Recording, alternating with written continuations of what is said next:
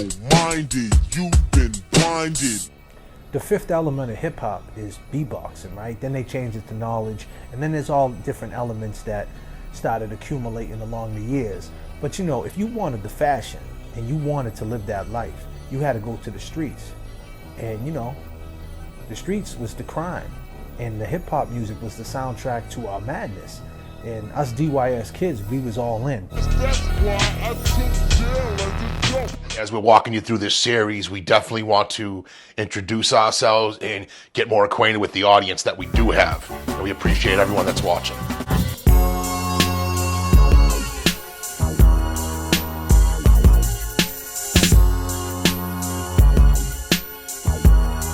In fact, I don't even think you can be human without hip hop, because everyone has an urge to do art, dance, sing, speak, manipulate the environment around them.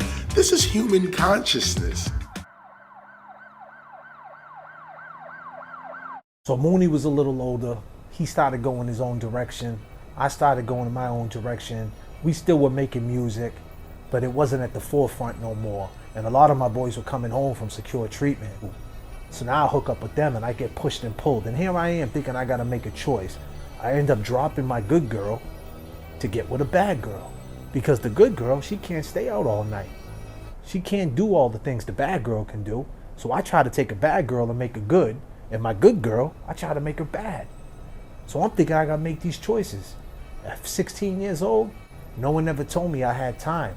Like I said, I always thought I was running out of time. So I got with my boys, we got together, and we was just going all out. It's that fast life, you know? It sucks us all in at one point or another. Everybody wants to touch money at some point. So you step it up a little. And peer pressure's a big thing too. People around you get in your ear, they start telling you this, that, or whatever, and you know. And then 1994 hit. So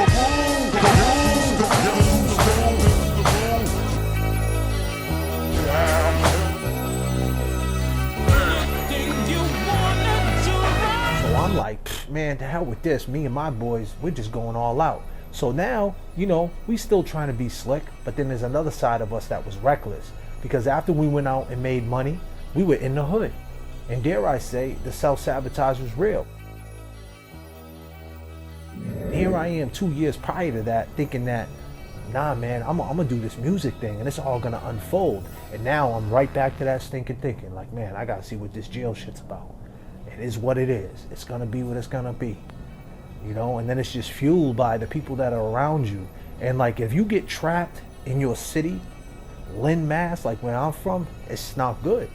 Because like I said, I used to sit on my stairs. It was a 24-hour rich deal, and I used to just watch all the people that was on crack cocaine. He looked up to these men and women. You know, it was that lavish lifestyle and everything that came with it. It lured us in. Single-minded. There's no place for child at night. Really? Oh yeah, hot tempers, a lot of drugs. Trust me. Come on, guys, please. She's a fucking Coco, all right? It's not a real shock or so. She's that bad, huh? Huh? Oh, she's fucking terrible. Listen. I get out the whole jail system thing around 2001, and you know, I still got a lot of loose ends as far as no driver's license, gotta figure things out. But guys that I met from the past, from the hip hop thing, told me, Randy, listen, there's gonna be a time that you're gonna be able to have a second chance at this. Record companies are gonna fold. You could just create your music and have your own fan base and just deliver it to them. You're gonna be all right. Just work on the music. So now I hook up with my cousin Jay Janoni. And it's funny how I met my cousin Jay Janoni. We didn't meet each other until about 01 when I came home. And my grandmother used to tell me, you got a cousin that's in the movie business. So I was always trying to get with him to pick his brain. So one time I was down to Boston Garden and he was a scalper. And we were going to one of the smackdowns down there. And I had walked up to the dude with the hat backwards, the whole thing, kind of looking like me. And I said to him, I said, hey man, we need a couple of tickets for Smackdown. And he was like, it's gonna be this much money, blah, blah, blah. And I'm like, come on man, hook me up. And he was like, nah, you know, he was firm on his price, boy. But I said, where you from, man? He said, I'm from Southie. I said, oh yeah, I got a couple of uncles in Southie, Dominic and Victor. Them are my uncles. And he said to me, well, that's funny. Them are my uncles too. And that's how we met. You know, he introduced me to a studio out in Needham. We started working on music immediately. I got back into the studio, and it was crazy because I had to relearn this whole shit.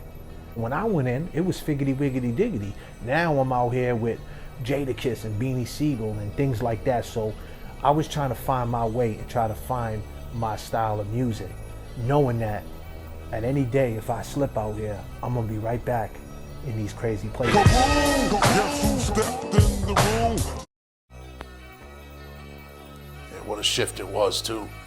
Back then, there wasn't no such thing as rapping about being a drug addict. Fast forward to 2003, a lot of my boys are coming home again. My boy Knuckles, my boy Hunter, my brother came home. And now we're hustling. The Oxycontin hit the town. And if you had Oxycontin, they sold themselves. And everybody was getting money back then. And I had the camera. And they're like, get that shit out my face. You need to come up, make some paper, any way possible. I'm thinking one day this shit's gonna be some real famous footage. Hell yeah. We're gonna have to put this on something. Hell yeah. Where you at? I'm in Beantown. But I'm repping the LY as always. But I'm in Beantown. Guess who stepped in the room? Nah, man, we straight with that. Come on, man. We're having fun, man. Nah, he's trying to get beat up. You lighted for the furniture and shit. Oh, you lost a little furniture up here in the fucking living room, in the dining room. Watch your back. It's where we learned how to beat alarms in cars. We beat alarms. You know how many alarms we beat on that soil right there? Mad alarms. My first one, what? A double cut IROC? Yellow. 5.7? Yellow. Yellow 5.7. Took that everywhere. Matter of fact, we beat it so bad, we left it in Arlington or something one morning. When you get arrested, you only got 3 committed. And he goes by the name of Static Selector.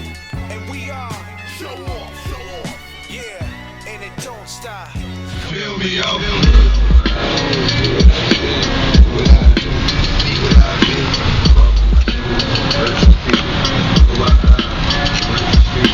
Just whipping around, driving around in Brooklyn. We're not gonna act stupid on the camera like we're 15 years old again and talk all that extracurricular shit, but at the same time is Just documenting footage, really. That's all we're doing, man. Yeah, that was Brad's first time in New York. You know, the first time I took him with Static, and you know, this was me and Static's relationship at this time was probably like, you know, a couple of years in. Just arrived in Brooklyn, Static Selector's house. Hope to step in over here, get some work done today, man. It's cold out here too, let me tell you. yo, I'm out here with my Red Sox jacket on in the middle of Brooklyn.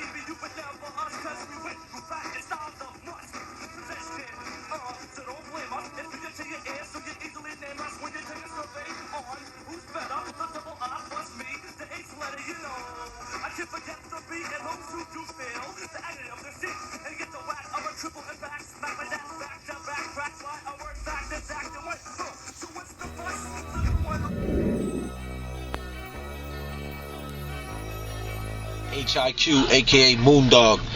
I was in a group with him, AWOL. We're at his funeral right now. Senseless crime. He was backing out. Segue with Mooney. Man, you know, I hooked up with him and he heard one of my songs I did with Terminology called Baking Soda.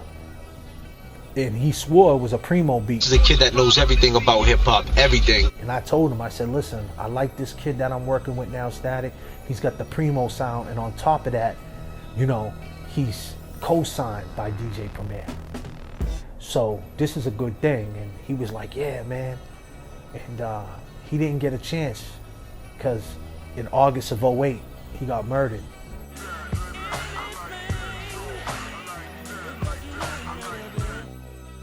By a young kid, and that's why it's so important. You know, the kid that did it was, basically a juvenile, a young adult, right?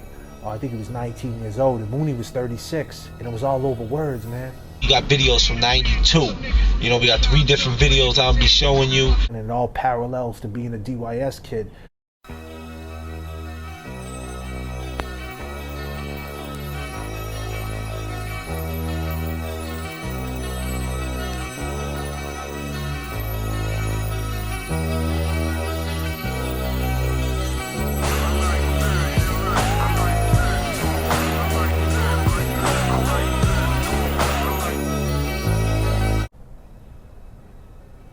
Yeah, that footage is crazy, man. That's me in 08 with my girl J Dream, and we was at the funeral, man, and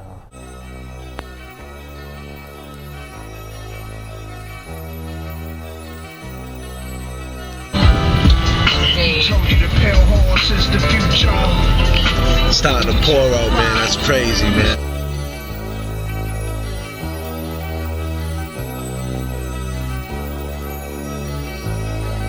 Look, that's where he's getting buried, right?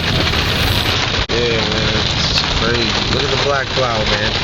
Look at it. Right above us. yeah, that shit was a tough day, man. It was a tough day.